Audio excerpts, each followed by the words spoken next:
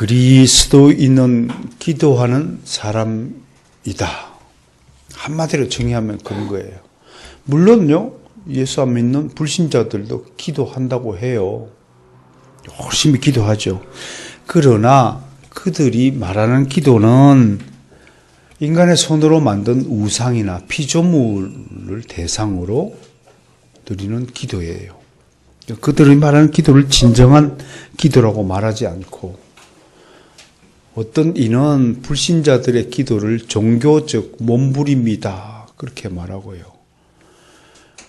신년에 바닷가에 나와가지고 해 뜨는 거 보고 해돋이에 비나이다 하는 그 따위를 우리가 일종의 소원풀이 하는 거다 라고 말하지, 그들이 말하는 걸 기도라고 말할 수 없어요. 우리 그리스도인은 그렇게 허망하게 허공에다 대고 기도하지 않습니다. 주님이 누구에게 기도하라고 그러세요? 하늘에 계신 우리 아버지요. 우리는 살아계시는 하나님께 기도합니다. 기도의 대상이 분명하죠. 나아가 그리스도의 기도는 하나님이 귀를 기울이시고 들으시고 반드시 응답하십니다. 이게 달라요. 북한산에 산책하러 올라가면요, 돌탑을 쌓아놨어요. 그 한 사람이 쌓은 것이 아니면 틀림없어요. 어떤 누가 맨 처음에 돌을 몇 개를 주섬주섬 모아놨으면 지나가는 사람이 하나씩 얹었겠어요. 물론 재미로 그냥 얹고, 저처럼 못된 사람은 중간에 있는 돌을 싹 빼버리는 사람도 있지요. 돌빼기 재미있어요. 탁 빼놓으면 넘어질 듯 안 넘어질 듯 하고. 그게 돌을 쌓는 사람들이 되게 속으로 뭔가 소원을 말했을 거예요. 근데 응답받았다는 사람은 나타나지 않습니다. 만약에 돌탑 쌓아서 응답받았다는 사람이 실제로 있다면 그 돌탑이 금탑이 되고도 남았을 세월이 지났습니다. 좀 그렇게 생각해 보죠. 금탑 안 쌓겠어요? 물에 빠진 사람 건져줘도 보답을 하는데 응답하지 않는 거예요. 그런 엉터리 같은 거예요. 여러분 생각해 보세요. 누군가 아무도 듣지 않는 말을 혼자 하고 다닌다면 지나간 사람들이 좀 정신이 이상하다 그렇게 생각하지 않겠습니까? 대화는 주고받는 것입니다. 정릉에 세 분이 존재합니다. 낮에 혼자 말하고 다니는 사람이 있습니다. 둘 중에 하나입니다. 정신이 나갔거나 하나님과 쉼없이 기도하는 아주 신앙심이 높으신 중에 하나일 겁니다. 근데 제가 보니까 정상적으로 기도하는 사람과 비정상적으로 기도하는 사람의 차이가 뭐냐면 눈빛을 보면 알 수 있어요. 정릉의 세 분은 내가 이렇게 보면 정상적인 눈빛은 아닙니다. 쳐다보는 거예요. 사람을 정확하게 쳐다보지 않는 걸 보면 혼잣말로 정신이 나간 사람이다. 그런데 제가 오늘 여러분들에게 하고 싶은 말씀은 실제로 그리스도인이라고 불리는 사람들 중에도 기도하지 않는 사람들이 너무 많다는 것입니다. 왜 이들은 기도하지 않는 것일까? 이유를 생각하면 몇 가지 이유가 있어요. 첫 번째, 연약한 믿음을 가졌거나, 두 번째, 아주 게으름에 빠졌거나, 세 번째, 기도하는 훈련을 특별히 받지 않았을 경우가 해당되지 않을까 싶어요. 그래서 기도하지 않는 거예요. 그런데 더 위험한 종류가 뭐냐면 의도적으로 기도하지 않는 사람이 있다는 거예요. 왜 이들은 의도적으로 기도하지 않냐? 두 가지 부류가 있어요. 하나는 가짜 그리스도인이기 때문에 기도하지 않아요. 두 번째는 하나님의 존재는 믿는데 하나님이 나하고 무슨 관계가 있어 하고 관계성을 부인하는, 그래서 이걸 신학적으로 조금 정리해서 말하면 존재적 하나님은 믿는데 섭리적 하나님은 믿지 않는 사람들이 있다라고 말하는 겁니다. 실제로 그런 사람들이 역사 속에 있는데 대표적으로 세 분을 내가 소개합니다. 어느 특정 국가만 소개하면 또 그쪽 사람들이 왜 우리나라 사람을 소개하지 않냐고 그럴까 봐 독일 사람 한 사람, 영국 사람 한 사람, 프랑스 사람 한 사람을 소개할 거예요. 독일에서 대표적으로 이렇게 하나님의 존재는 믿지만 하나님의 섭리적 관계성, 하나님이 나와 무슨 관계가 있어 라고 주장하는 대표적인 사람이 그 유명한 디트리츠 본 회퍼예요. 이분이 쓴 책 중에 성숙한 세계라는 책이 있어요. 이 책에서 이분은 이렇게 이야기했어요. 하나님은 구약시대 같이 미숙한 세계처럼 인간사에 개입하지 않으신다.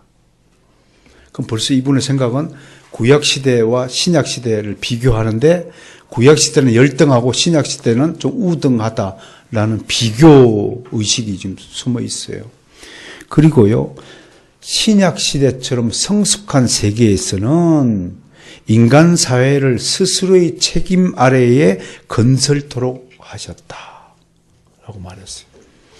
제가 왜 본 회포를 이렇게 꺼내냐면 우리 신학 포럼 사이트에 본 회포에 대해서 어떻게 생각하시냐고 저기 질문을 어떤 목사님이 하셨기 때문에 제가 답변을 드렸는데 그분이 감사하다고 오긴 왔습니다만 많은 한국의 그리스도인들이 본 회포를 영시하는 사람들이 많이 있어서 제가 예를 듭니다.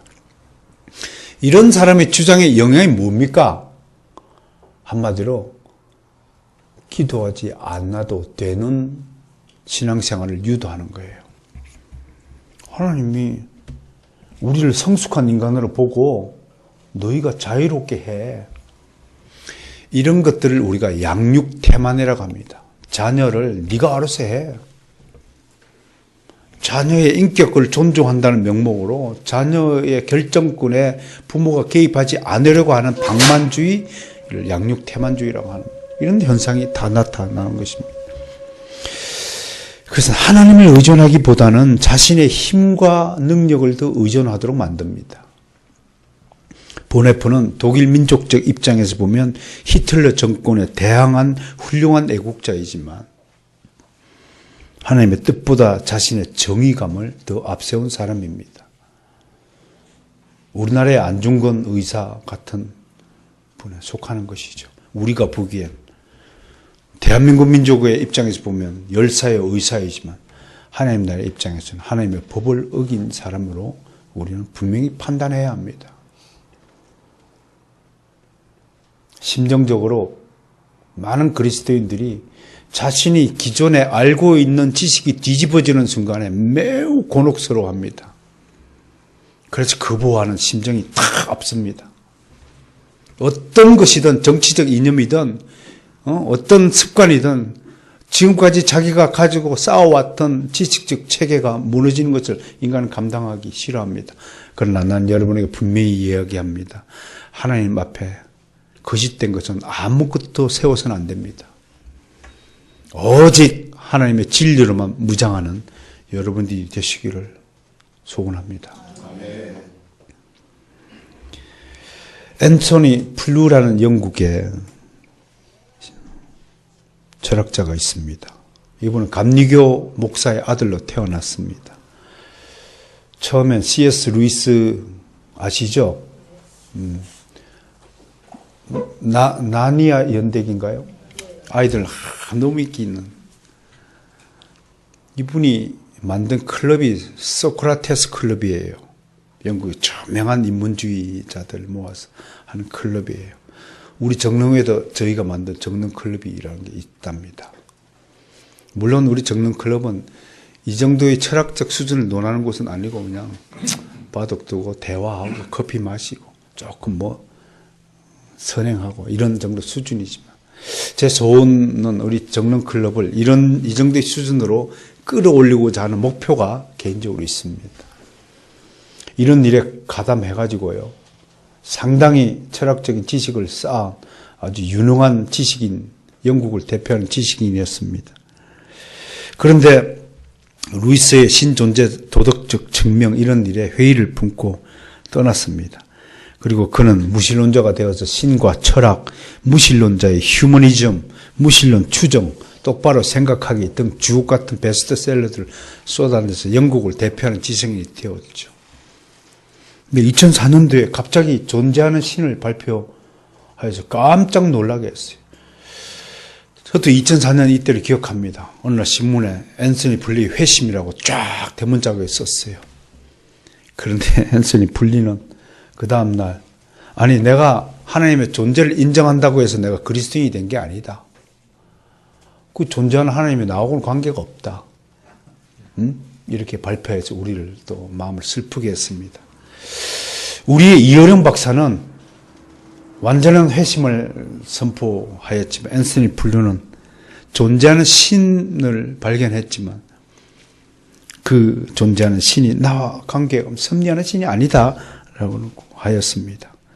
프랑스의 알랭드 보통이라는 철학자가 있습니다. 이분들은 무신론자여 깨어나라 이렇게 책을 썼습니다. 그래서 겉으로 보면 이야, 이 불신자들에 대해서 경고를 주는 이런 사람이 있구나. 근데 이분도 마찬가지로 하나님의 존재는 믿지만 하나님이 나하고 관계하는 섭리적 하나님을 믿지 않으시는 겁니다.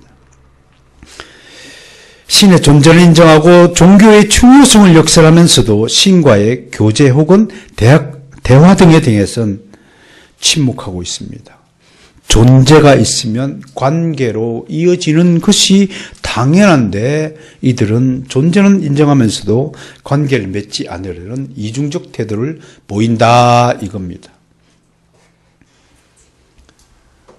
참 신기한 부류가 있죠. 그죠? 하나님을 인정하면서도 하나님과 관계를 맺지 않으려는 이 사람들. 그래서 무신론적 유신론자들이다. 그렇게 이름을 붙이기도 하죠. 그런데 한편으로요, 더 놀라운 부류가 있습니다. 뭐냐면 기도에 대해 전혀 다른 부류 형태들인데요. 누구보다 기도를 열심히 하는 사람들의 부류가 있다는 겁니다. 이야, 열심히 기도하는 게 얼마나 좋아요. 그런데 이 사람들이 앞에 거론한 어떤 사람들보다도 위험한 사람들이라는 사실을 알게 된다는 거예요. 그걸 내가 여러분에게 소개할게요. 잘 들으셔야 돼요. 봐요. 가만히 자세히 들여다보면 좀 이상한 기도를 하는 사람들이에요. 이런 기도에 물든 사람들이 한국 교회에 의외로 많아요.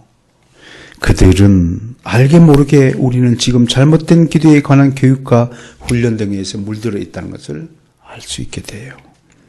대표적으로 이른바 유명하다고 하는 일부 목회자들에 의해 수입되고 소개된 신비주의 기도, 이거를 전문용어로 뉴 에이지 기도라고 말해요. 뉴 에이지, 새로운 세대의 기도다. 그렇게 이 별칭을 자기들끼리 부르고 있고, 그 뉴 에이지 기도 중에서 뭐 묵상 기도도 포함되고 여러 기도인데 가장 한국 교회에서 지금 인기를 끌고 있는 것이 무슨 기도냐면 관상 기도라고 하는 거예요. 여러 기도가 있는데 오늘은 시간 관계상 이 관상 기도 하나만 소개할게요. 분별하시라고 소개하는 거예요. 김포나 뭐 강화나 뭐 산속에서 지금 뭐 곳곳에서 지금 이 관상기도 열풍이 불어져 있어요. 우리만 몰라요. 개혁교 성도만 관상기도가 뭔지를 모르고 있죠. 다 알아요. 어떨 땐 모르는 게 약입니다. 여러분, 관상기도를 모르는 여러분들을 축복합니다. 몰라서 축복받는 건 특별한 은혜죠. 이게 뭐냐? 목표가 뭐냐면 무아의 경지에 들어가기 위한 거예요. 무아의 경지에 들어가기 위해서 호흡을 가다듬어야 된다고 그래요. 그래서 만들어진 것이 호흡법이 또 따라 있어요. 인도의 라저니시 묵상법 호흡법 같은 것들을 짬뽕해갖고 요가의 단련법 뭐 이런 것들을 짬뽕 호흡법 가르치고 또 주문 같은 걸 계속 반복하다 보면 이상한 신비한 현상 속으로 내가 들어간다, 체험한다 이겁니다. 아이고 주여. 근데 여러분 무아가 무슨 뜻이에요? 내가 없다는 거예요. 내가 어떻게 없어질 수 있나요?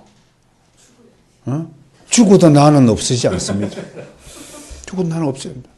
성경에서 하나님은 한 번 창조된 무아는 에고라는 나 자신은 절대로 없어지지 않습니다.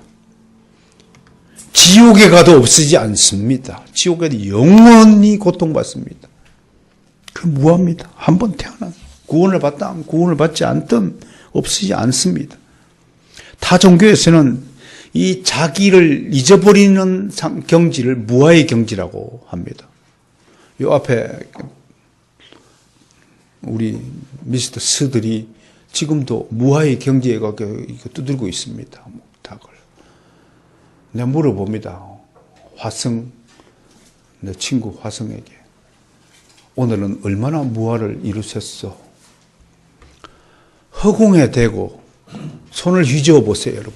허공에 대고 손을 휘저어 보세요. 만져집니까? 그런데 계속 이렇게 모으다 보면 둥근 공이 만져진다고 합니다. 단전 앞에 두고 자꾸 호흡법을 하고 돌리면 이게 공이 하나 생긴다고 합니다.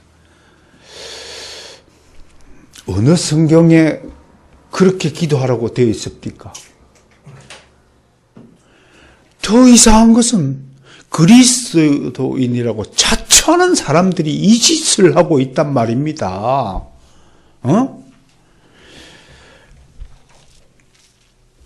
또 하나 이상한 기도를 하나 소개할까요? 이왕 나온 김에. 토드 벤틀리라는 사람이 만든 기도가 있어요. 이걸 영어로 soaking prayer라고 그래요. soaking이 뭐예요? 흠뻑 젖는다 이런 뜻이에요. 뭐에 젖어요? 성령에 흠뻑 젖어야 된다. 그래서 이분들은 땀이 날 때까지 막 해야 땀이 나오면 젖는다 이거야. 이런 게.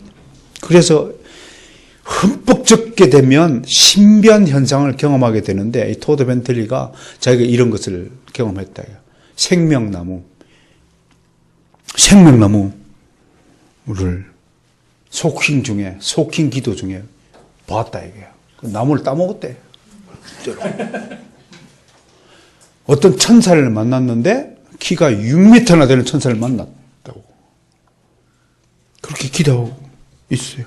그리고 영혼 안내자를 만났대요. 이 뭔 짓입니까? 한마디로. 성령에 젖은 게 아니라 뭐에 젖었어요? 굳이 그렇게 말을 하지 않더라도 인간 자체가요 영적인 존재라는 사실을 잊으셨습니까? 우리가 영적인 존재라고 하는 것은 무슨 이야기냐면 얼마든지 신비로운 현상에 미혹당하고 홀릴 수 있다는 겁니다. 귀신에 홀린다는 말 우리 말에 있지요? 내가 눈빛 보면 알아야 어떤 사람이 귀신에 홀렸는가를. 귀신은 우리를 홀리기 위해서 지금도 역사하세요. 옆 사람 얼굴 꼬라지더라 눈빛 좀 봐봐. 어떤가.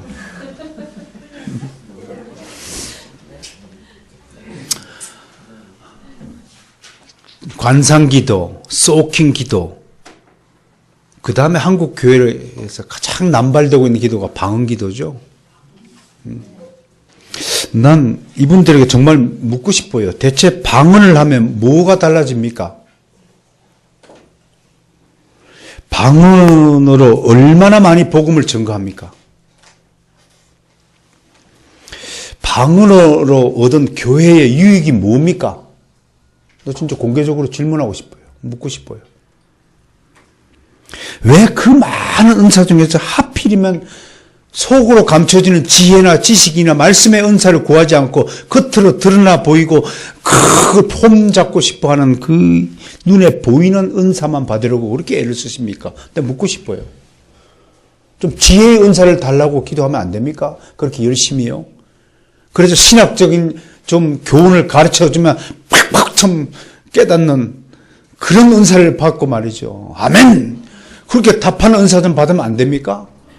뭘 가르쳤으면 아는지 모르는지 알 수가 없고 그냥. 아니 그런 상태에서 방언을 한다고 인격이 달라집니까? 신앙적 성숙이 달라집니까? 신학적 지식이 올라갑니까? 나 공개적으로 묻고 싶어요. 정말로 방언 기도하면 인격적인 기도가 되고 그 우주적인 기도의 영역까지 넓어집니까? 하나님이 기쁘시게 하는 겁니까? 정말 방언 기도하면 아름다운 예배가 만들어지는 겁니까? 한번 여쭤보고 싶어요. 그런데도 그거 막 연습해갖고 막 알랄라 울랄라 궁다리 싸봐라 싸고 막 무릎을 치고 고함을 지르고 난리를 부르스를 치고 막 이야 기독교를 이렇게 천박하게 만들고 그렇게 교회를 꾸려가지고 신앙 사람들을 엉뚱한 신앙의 세계를 이끌고 가는 작자들을 어떻게 해야 하느냐 이겁니다. 여러분 교회당 보이는 게 이게 교회가 아닙니다. 여러분 교회당 건물 이건 우리가 예배드리는 처소로 필요해서 이렇게 하는 거지요. 왜 교회당 건물 세우는데 건축은금 바치라고 그렇게 강조를 하고 왜 교회당 건물을 바르는데 최신식 시설을 하고 막 처바르고 대리석으로 바르고 무슨 호텔 로비처럼 바닥을 꾸미고 카페트를 깔고 마이크를 6천만 원짜리 쓰고 이것이 몇천만 원짜리 아니 도대체 그 사람들은 도대체 어디서 교육을 받아, 신학 교육을 받아서 그렇게 목회를 한단 말입니까? 응? 돈 아껴서 모아서 복음 증거하고 선교하고 구제하고 응? 우리를 위해서는 최선으로 좀 돈을 쓰고 좀 남으면 담임 목사 월급 좀 올려주는데 좀 쓰고 응? 그 얼마나 좋겠어요.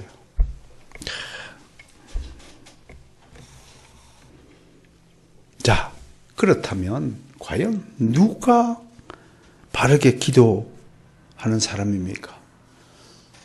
라고 질문을 던져봅니다. 한마디로 저는 딱 이렇게 대답해요. 누가 바르게 기도하느냐?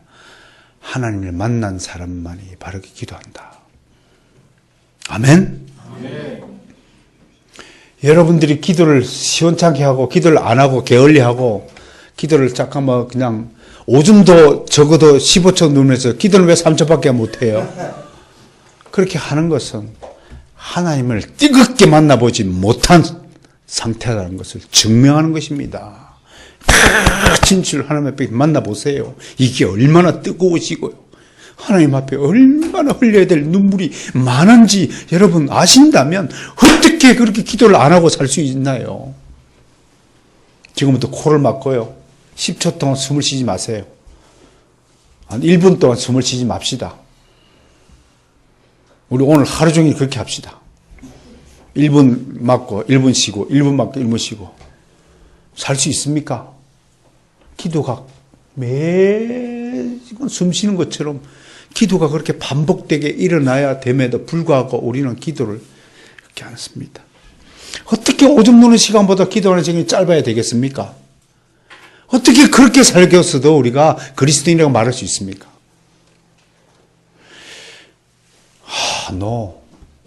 그렇게 하면 안 됩니다, 여러분. 그건 하나님을 능멸하는 겁니다. 하나님을 비웃는 겁니다. 기도하지 않는다는 것보다 더 큰 범죄는 없습니다. 그게 큰 죄는 없습니다. 하나님을 만난 사람들은 하나님께 기도합니다. 자신의 죄를 사하여 주심에 대한 감사의 눈물과 함께 하나님 앞에 자기의 교만한 마음을 다 쏟아 놓습니다. 이렇게 하나님의 사랑 앞에 마음이 물같이 녹아내리는 것을 경험해 본 사람들은 이성과 자연의 증거와 학문을 통해서가 아니라 성경에 기록된 하나님의 계시의 말씀을 통해서 하나님을 만나고 하나님을 체험하는 사람들입니다. 그들은 모두 성경의 계시를 통해 하나님을 만났기에 확신을 가지는 것입니다.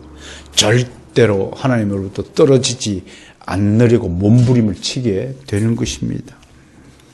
나가 하나님을 아는 지식에서 자라가는 사람이 바르게 기도합니다. 그래서 우리 주기도문 가르쳐 주신 거예요. 복습해 볼까요? 주기도문은 몇 부의 구조를 되어 있다고요? 4부의 구조를 들고 있어요. 1부에서는 누구에게 기도하라고요? 살아계신 하늘의 우리 아버지께 기도하라고 그랬어요. 2부에서는 하나님을 위해서 먼저 몇 가지를 기도하라고 그랬어요? 3가지를 기도하라. 3부에서는 우리 자신을 위하여 몇 가지를 기도하라고요? 4가지를 기도하라.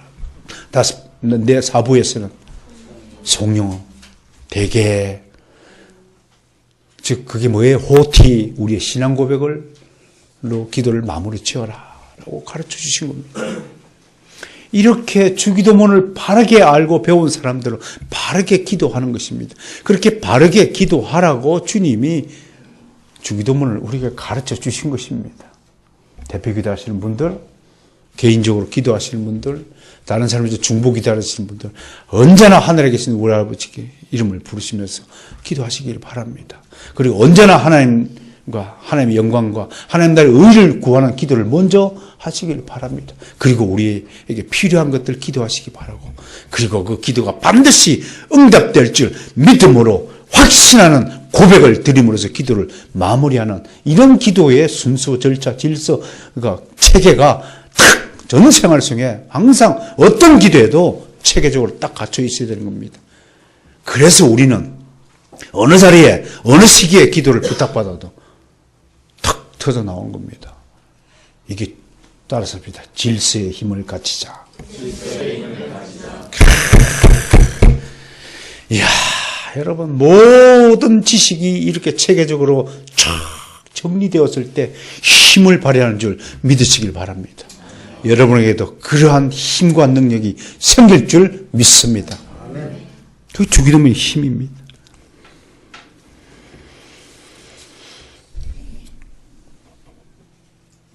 매튜 헨리가 이렇게 얘기했어요. 기도 그러면 매튜 헨리죠, 그죠? 기도하면 누구요? 매튜 헨리. 그 기도라는 책을 박진원 성도님이 가지고 있네요.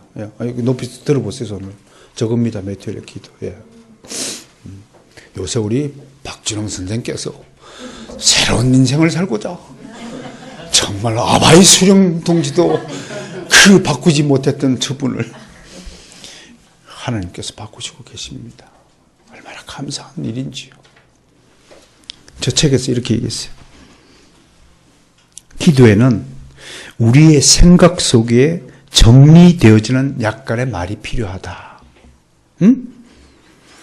이는 마치 연기가 위로 올라가는 것과 같이 말을 통해 우리의 기도의 향이 위로 올라가기 때문이다. 대신 마음의 기도에서는 우리의 생각이 곧 말이다. 정리된 기도를 하라고 지금 가르치고 있는 거예요. 정리된 기도. 여러분들의 인생을 위해서 기도하기 전에 내가 믿는 하나님이 어떤 하나님인가를 정리하시길 바랍니다. 칼빈 목사님의 기도문 주석을 쓸 때는 항상 한 단 끝날 때마다 기도문을 게재하고 있어요. 항상 어떻게 시작한 줄 아세요? 전능하신 아버지 하나님. 끝마칠 때는 이 죄인을 불쌍히 여겨 주옵소서. 딱 틀이 고정되어 있어요. 칼빈에게서 하나님은 종교개혁을 완성시켜준 전능하신 하나님이었다는 사실을 매 기도문에 표현하고 있습니다. 여러분은 어떻게 여러분의 기도를 정리하십니까? 생각해 보시기 바랍니다. 그래서 기도는 중구난방으로 하는 게 아닙니다. 중원부원 하지 말라고 하지 않았습니까? 잘 정돈되고 정제된 준비 과정을 거쳐야 되고요.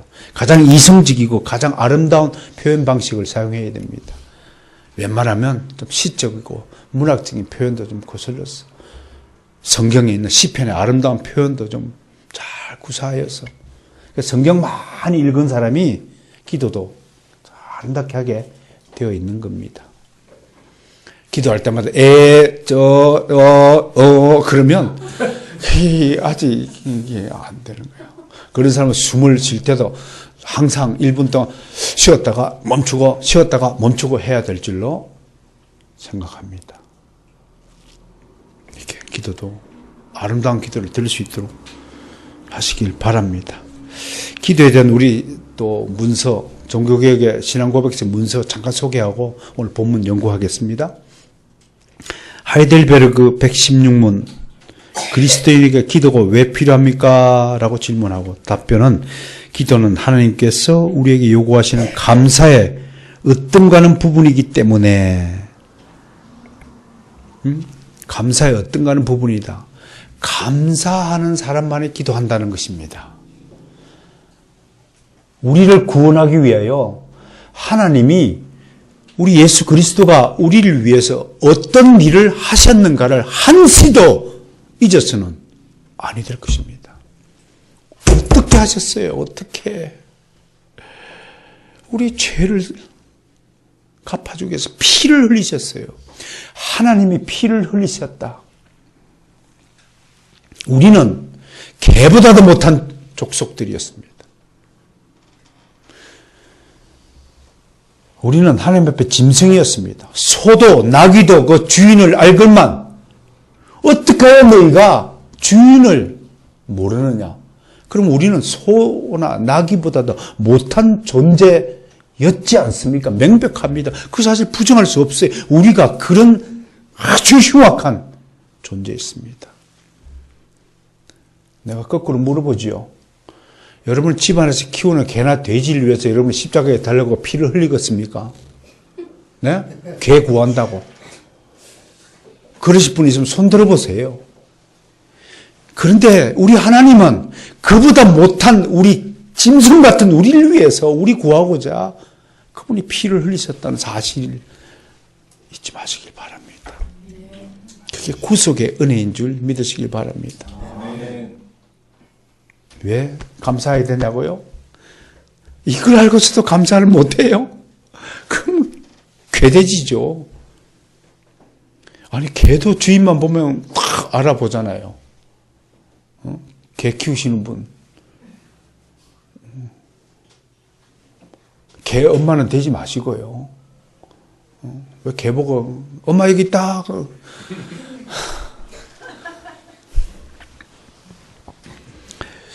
117번 이렇게 묻습니다. 하나님께서 기뻐하시고 들으시는 기도는 어떤 기도입니까? 라고 물으면 세 가지로 대표해요. 첫 번째 요약하면 이런 거예요. 진심으로 드리는 기도를 기뻐하신다. 설렁설렁 하지 마시고요. 진짜 내 문제가 해결받기를 놓기 한번 해보세요. 아까 오전에 잠깐 얘기했지만 저는 성질머리가 급해가지고요. 저만 급한 건 아니죠. 다들 급하시죠? 한국 사람들. 근데 급한 성격을 고쳐달라고 엄청 강구했습니다. 그래도 안 됩니다. 얼마나 버럭 성질이 있는지 모릅니다. 그만큼 우리 죄성이 죄의 습관이 뿌리 깊다는 겁니다. 근데 저는 얘기했죠. 알코올 중독자 그 치료소에 있다가 3년 동안 다 알코올 끊고 드디어 됐다 싶어서 내보냈어요. 내보냈는데 1시간 만에 도로 입소였어요. 내가 버스 정류장 기다리다가 가게에 그 소주 그림 보고 눈이 돌아가가지고 그냥 2병 마시니까 헬라는 그만큼 습관, 부패성, 오염된 것들이 깊다고 하는 것입니다. 두 번째, 우리의 비참을 깨닫고 자신을 낮추는 겸손한 기도를 드려라. 아까 얘기했죠. 누가 겸손한 자입니까? 자신이 죄인이며 비참한 인생임을 깨닫고 인정하는 사람이 겸손한 자다. 그러니까 누가 가장 교만한 자예요? 내가 왜 죄인이야? 하는 자가 세상에서 제일 교만한 자입니다. 그리고 자기 자신이 누구인지 아직도 모릅니다. 자기 자신이 어렵다고 생각합니다.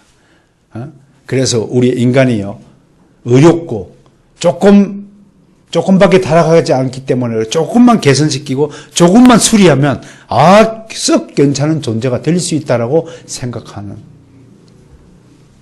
그런 사상 교회에서 있었죠.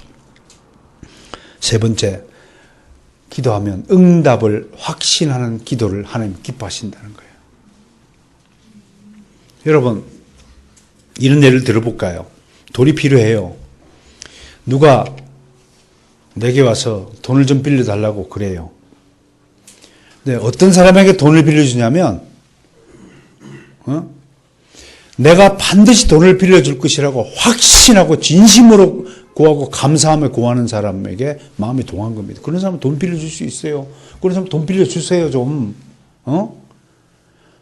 여러분, 그렇게 아름다운 간절히 간구하는 사람한테 왜 돈을 안 빌려줘요? 왜 안 빌려줘요? 안 갚을 것을 염려해서 안 빌려주죠? 그렇잖아요. 거짓말이에요? 물론 없는 사람한테는 돈을 빌려달라고 오지도 않아요.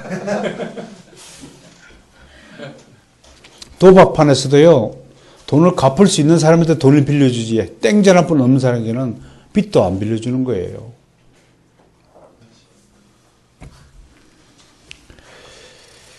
자, 이제 오늘 본문 말씀으로 간략하게 돌아가서 설명해 보겠습니다.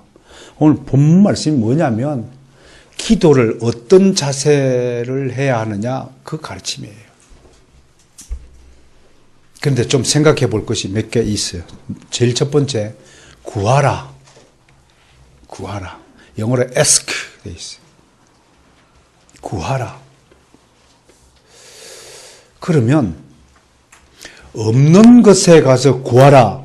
그 말이 성립이 안 되죠. 있으니까 달라고 해야죠.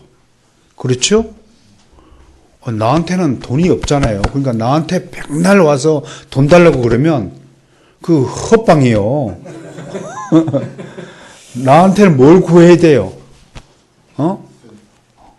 믿음, 기독교 신학적 지식에 대해서 교회에 관계된 일에 대해서 구하면 내가 줄 수 있어도, 목사님 저 돈 좀 주세요. 그럼 그 헛방이에요. 그 구한다는 것에는 우리가 누구한테 구하냐면 하나님께 구하잖아요. 왜 구해야 되냐면 하나님은 모든 것을 가지고 계시고 그 모든 것을 가지고 절대로 나눠주지 않는 완전히 그 자린고비가 아닌 우리 하나님인 걸 알기 때문에 구하는 거예요. 응? 맞죠? 구하노다. 이 말에는 우리가 구하는 대상, 우리 아버지 하나님에게는 모든 것이 다 계시다. 그리고 우리에게 요구하면 필요한 만큼 넉넉히 구워주시는 분이신 걸 알기 때문에 구한다는 것입니다. 이거 특권이라고 또 말하는 거예요. 구하라라고 명령한 것은 네가 구하면 내가 주겠다고 하는 것은 구할 수 있는 특권을 우리에게 주신 것이다 라는 말이 여기에 포함되는 것이에요. 그런데 유념해야 할 것이 있다. 구할 때 유명한 성경 주석가인 핸드릭슨이 이렇게 이야기를 하셨네.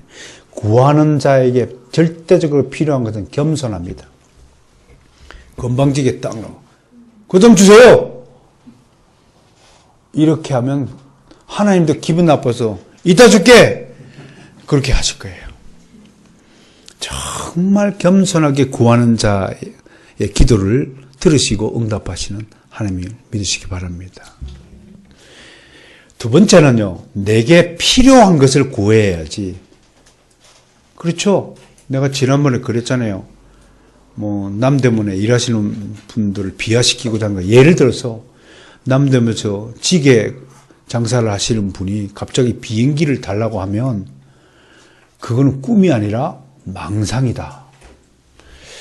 남대문에서 일하시는 지게꾼이요. 자전거나 리어카를 좀 달라고 준비할 수 있게 해달라고 기도하면 그건 꿈이요. 간청입니다. 갑자기 우리 교회가요. 이제 30명 육박하는 겨우 이 소규모의 교회가 갑자기 저 큰 막 교회당을 달라고 기도하면 그건 욕심이라고 하는 거예요. 욕심. 그러니까 필요한 것을 구하는 것이 절대적으로 전제되어야 된다는 것입니다. 자, 어떻게 구하라고요? 첫 번째, 우리가 구할 대상은 모든 것을 가지신 완전하신 하나님을 믿으시길 바랍니다.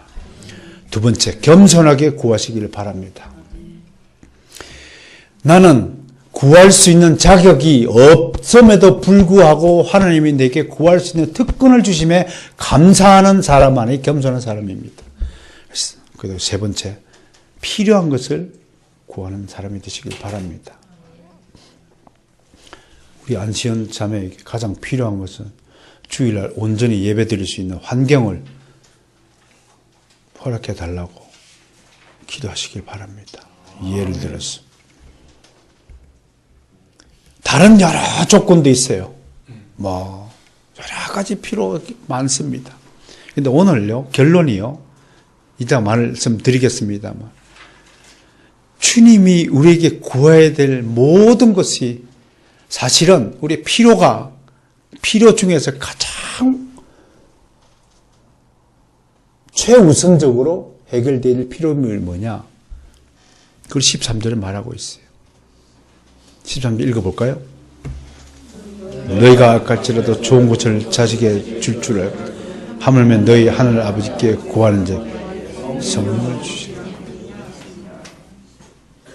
뭐 주신다고 그랬어요? 돈이 아니라요? 건강인데? 성공인데? 아닌데? 근데 성경은 13절은 이 얘기를 생각하면서 정말 내가 하나님께 무엇을 구해야 하는가를 진지하게 생각해보는 시간이 되시길 바랍니다. 구하는 것이 얼마나 중요한 것인가에 대해서 성경에 하나 예화가 소개되어 있습니다. 누가복음 18장 10절과 13절 시간 관계상 제가 설명해 드렸습니다. 여기에 등장하는 두 사람이 있어요. 한 사람은 바리새인이요, 한 사람은 불쌍한 세리입니다. 근데 여기서 자세히 보시면요, 바리새인은 아무것도 구하지 않습니다. 오직 그는 자신이 얼마나 선한가를 하나님께 말합니다. 11조 다 냈습니다. 금식기도 합니다.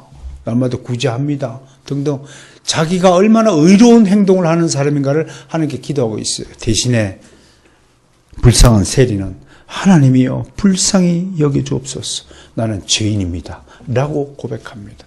이건 뭘 구하는가요? 내 죄를 사하여 주기를 구하고 있는 것입니다. 이 예화를 왜 주님이 여기다가 기록해 두셨을까요? 무엇을 구해야 합니까? 불쌍한 세리, 자신이 죄인임을 깨닫고 자신의 죄의 문제가 해결되기를 간구하고 있다는 것입니다. 이보다 더 큰 구함이 없습니다. 이 죄의 문제를 해결하기 위해서 하나님은 우리에게 성령을 보내시는 줄 믿으시길 바랍니다. 성령이 아니고선 그 어떤 누구도 죄를 씻음받지 못하는 것입니다. 두 번째는 찾으라입니다. 이거는 구하는 일에 행동을 더한 것입니다. 구하는 일은 입으로만 말로만 해도 구할 수 있습니다. 찾는 것은 몸소 움직여 다녀야 된다는 것을 뜻합니다. 움직여야 됩니다. 행동해야 됩니다. 진지하고 간절하고 끈질기게 구하는 것도 중요하지만 그것만으로 충분하지 않습니다. 구하는 자는 자신의 바람을 충족하기 위해 적극적인 노력을 해야 합니다. 솔직히 하나님의 은혜는 그저 주어지는 것이지만 우리 입장에서 그 은혜를 받기 위해서는 많은 수고와 땀을 흘려야 한다는 것입니다. 무엇보다 우리는 성경을 통해 하나님의 뜻을 구하고 찾는 일에 열심히여야 합니다. 우리는 성경에 대해 깊은 지식을 가져야 합니다. 주님을 찾고자 하는 사람은 성경을 연구해야 됩니다. 요한복음 5장 39절에 주님은 이 성경이 곧 내게 대하여 증언하는 것이라 라고 말씀하셨습니다. 마지막으로 두드리라 입니다. 두드리는 것은 구하는 것에, 행하는 것, 찾으라는 것에 계속 반복하는 것을 더한 것입니다. 말로 구했습니다. 그리고 찾으러 다니고 발을 움직이고 땀을 흘렸습니다. 그 일을 한 번만 하는 것이 아니라 두드리라고 하는 것은 계속 반복하라고 하는 가르침이 여기 담겨 있는 것입니다. 문이 닫혀 있다고 한번 생각해 보세요. 문 밖의 사람들은 반드시 문을 열고 그 안으로 들어가야 된다고 생각해 보세요. 뒤에서 막 잡으러 오는 사람이 있다고 칩시다. 어떻게 해야 됩니까? 문을 한 번만 놓고 하고 말아야 돼요? 열릴 때까지 두들겨야 돼. 문 열어달라고 막 두들겨야 됩니다. 그걸 지금 말씀하는 겁니다. 그러면 여기에 어떤 상황이 지금 전제되어 있습니까? 아주 긴박한 상황. 구하고 찾고 두드리는 일이 평상시처럼 느긋한 상황이 아니라는 것을 우리는 깨달아야 됩니다. 즉 하나님께 기도하여 구하는 일은 오늘 하고 안 하고 내일 해도 된다는 아니란 것이 아니라 지금 당장 시급하게 긴급하게 일을 처리해야 될 매우 막중한 일이라는 사실을 이 교훈이 가르치고 있는 겁니다. 들리는 겁니다. 나를 잡으러 오니까요. 저 사탄 막 나를 잡아서 지옥으로 끌고 가니까 막 천국물로 막 하나님 지금 당장 내게 응답하옵소서. 하나님께 바짝 매달리라고 하는 것입니다.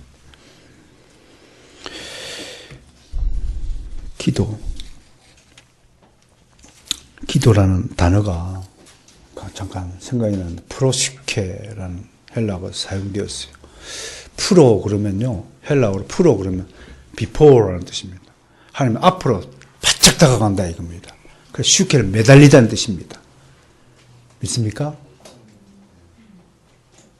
따라서부터 프로시케. 프로가 뭐 앞으로 바짝 다가가는 거예요.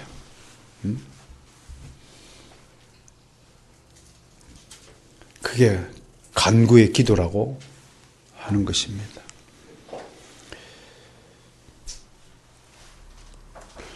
특별히 오늘 구하고 찾고 두드리는 기도의 마지막으로 저는 새벽 기도의 중요성을 좀 역설하고자 합니다. 많은 외국 교회들이, 이번에 마틴 존스 목사님도 그 말씀을 하고 갔습니다. 사실 영국에 있는 많은 교회들이 한국 교회의 새벽 기도의 열풍에 감동받고 영향을 받았다. 그 영향 때문에 영국인들도 새벽 기도를 하기 시작했다라고 말합니다. 우리 주변에 새벽 기도하는 사람이 한 사람이 있으면 1000명에게 복음에 영향을 끼친다라고 말할 정도로 새벽 기도 중요합니다. 우리 주님도 항상 새벽 기도하기를 게을리지 않았습니다. 물론 새벽 기도를 기복적이고 습관적인 것에 따른 기도를 율법주의적 기도라고 또 경계하기도 합니다. 새벽 기도를 드리자면 마치 막 좀 기분이 찝찝하고 마치 막 일이 안 풀리는 것처럼 생각되는 정도까지 이른다면 그건 상당히 심각한 질병에 걸린 겁니다. 빠질 수도 있고 하는 것이지만 꼭 매일 새벽 의무감을 가지고 드려야 한다는 것들 또 스스로도 경계하는 지혜가 생겼으면 좋겠습니다. 그럼에도 불구하고 우리는 새벽 기도의 중요성을 좀 가지고 간절하게 기도하시는 여러분들이 되시길 바랍니다. 우리 조상들은 정말로 자원하여 새벽부터 주님께 나와 간절하게 기도하여 우리 한국교회가 이렇게 성장했다는 것.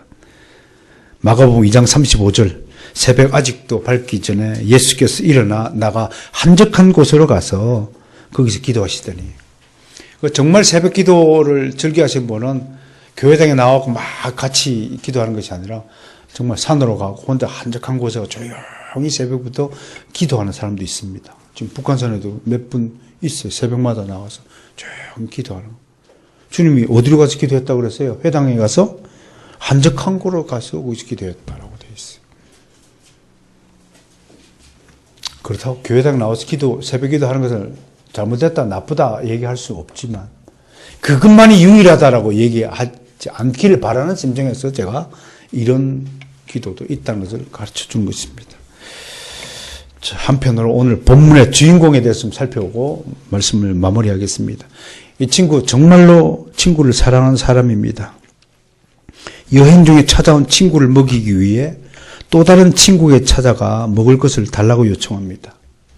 그것도 밤중에 찾아가 요청한다고 합니다.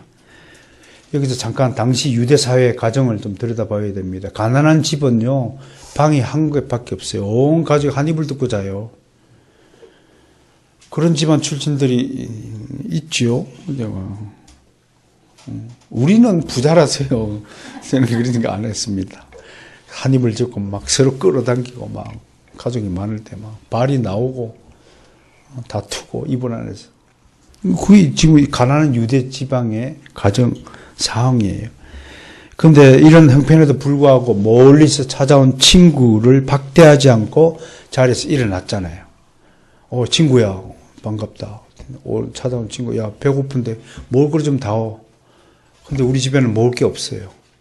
그래서 그 밤중에, 미드나잇, 밤중에 친구 집을 찾아간 거예요, 옆에. 가지고 두들겨서 친구한테. 뭘 달라고요? 떡 3덩이를 달라고 요구했어요. 여기 보세요. 이 친구의 지혜가 보세요. 밤중에 찾아온 친구니까 밤에 먹고 나면 아침을 굶겨서 보낼 수는 없잖아요. 그죠? 아침을 먹여서 보내는 거예요. 그럼 떡 한 덩이는 뭐냐면 한 사람의 한 끼 식사분을 말하는 거예요. 그러면 이 사람의 찾아온 친구의 몇 끼 식사를 했다는 거예요. 3끼라는 거예요. 근데 3끼인데 그걸 이제 달라고 하니까 그 친구 밤에 이제 귀찮아서 또 줄 수밖에 없다는 말씀을 좀 주님이 하시는 거예요. 근데 그 얘기는 다 아는 얘기잖아요. 밤중에 계속 귀찮은 거 가지고 야, 지금 시간이 몇 시인데 지금 찾아와 그 떡을 달라고 하느냐? 그렇게 말하면 이미 그건 친구가 아니죠. 그렇죠? 진정한 친구는 좀 귀찮더라도 웬일이냐? 야, 친구가 멀리서 왔는데 먹을 게 없단다. 그러면 가만히 있어 봐. 떡 3덩이를 줄 수밖에 있다는 거죠. 그게 진짜 친구죠. 그런 친구를 가지신 분은 행복한 사람인 줄 저는 인정합니다. 그런 친구가 또 되어지기를 원합니다. 나한테 그런 친구가 밤중에 찾아왔을 때 흔쾌히 그거를 용납할 수 있는 넉넉한 사람이 되기를 원합니다. 하나님은 그런 사람을 기억하고 기뻐하시는 겁니다. 소자에게 냉수 한 그릇 떠다 준 것을 기억하시는 주님을 기억하시기 바랍니다. 하나님은 절대로 인색한 사람에게 하늘문을 열어주지 않습니다. 왜? 인색한 사람은 하나님 것을 도둑질한 자이기 도적이기 때문에 그렇습니다. 하나님의 것을 내 것으로 생각하고 치부하고 산 사람이기 때문에 그렇습니다. 이 세상에 내 것이 어디 있습니까, 여러분? 그건 발상 아주 유치찬란한 발상이고 아주 천박한 발상이에요. 좀 그런 수준을 벗어나기 바랍니다. 내게 맡기신 것을 정말 가난하고 배고픈 이웃을 위해서 넉넉하게 쓸 수 있는 것. 내 주머니에 돈 있는 것을 부끄러워 여기시고요. 내 주머니에서 돈이 나가는 것을 자랑스럽게 여기는 그런 하나님의 사람들이 좀 많다면 얼마나 좋을까요? 이번 주도 좀 채워주길 원합니다. 채워줍니다. 우리 사모님, 리어카 끄는 사모님 매주 한 번씩 얼굴 봅니다. 늘 기도합니다. 지난번에는 차를 끌고 가는데 이 오르막길에서 리어카를 끌고 가는데 하고 숨을 쉬길래 차를 멈출 때도 없고 밀어들일 때도 없고 걸어가서 만났다면 제가 밀어들었을 텐데 기도했습니다. 하나님 힘을 줘 달라고. 우리에게 주신 물질 가지고 얼마나 해야 될 일이 많은데 내 손목에 쥐고 앉아있는 그런 유치천란한 사람들이 되었어야 되겠습니까, 여러분? 천박한 사람이에요. 아주 수준다는 사람이에요. 그러지 마세요. 흔쾌히 줍시다. 오늘도 여러분들 점심때 갈비 먹이려고요. 갈비 자르라고 여기가 찔렸어요. 제가 갈비에. 맛있게 안 먹기만 해봐. 그런데 이 친구의 이 떡 3덩이가 가만히 생각해보면 참 지혜롭다. 2덩이만 구하면 돼요. 밤중에 먹이고 아침에 먹이고 보내면 돼요. 그럼 2덩이면 왜 3덩이일까? 이양 구할 때 내 것도 구한 거예요. 같이 먹으려고. 그래서 세등이다. 제가 생각을 한번 해본 거예요. 참 지혜롭다. 가만히 생각해보면 아침에 보내면 2등이면 되잖아요. 근데 세등이 구한 것은 이양 구하는 김에 나하고 우리 식구들도 먹자. 이 예화가 무엇을 말합니까? 내게 필요한 것을 구하는 사람은 어떤 자세를 가져야 하는가를 말합니다. 반드시 주신다는 것을 믿고 끈질기게 간청해야 한다는 것입니다. 다시 말해 하나님은 구하는 자의 간절함과 진실함과 끈질긴 수고를 보시고 응답하신다는 것입니다. 이것은 하나님이 직접 하신 약속이에요. 하나님이 약속하신 건 반드시 갚습니다. 이 영 여러분 부자가 되려면 완벽하고 수준 높은 부자가 되시기를 주님이 축원합니다. 이 영이면 재벌 되세요. 아니면 저처럼 완전히 그냥 물질을 버려버리고 그냥 가벼운 마음으로 사세요. 둘 중에 하나 되세요. 제가 제일 부자입니다. 간구하세요. 열심히. 여러분, 주님은요, 귀신의 간구도 들어주시는 분이에요. 그러자 귀신 얘기하시죠. 당신이 나와 무슨 상관이 있는데 나를 와서 괴롭히니까. 우리를 저 돼지떼라도 들어가게 하소서. 간구하니까 주님이 그렇게 하라고 그랬어요. 돼지떼 들어가고 몰사했어요. 귀신의 요청도 들어주시는 주님이신데 사랑하는 하나님의 자녀들인 여러분의 요청을 거절하시는 하나님이 절대로 아니십니다. 오늘 이야기를 통해서 3가지 교훈을 생각해 봅니다. 첫째, 모든 문제는 기도하지 않는 것으로부터 발생한다는 사실을 깨달으시기 바랍니다. 오늘을 사는 그리스도의 문제는 뭐냐? 기도하지 않기 때문에 문제가 발생합니다. 기도하지 않기 때문에 환경이 척박합니다.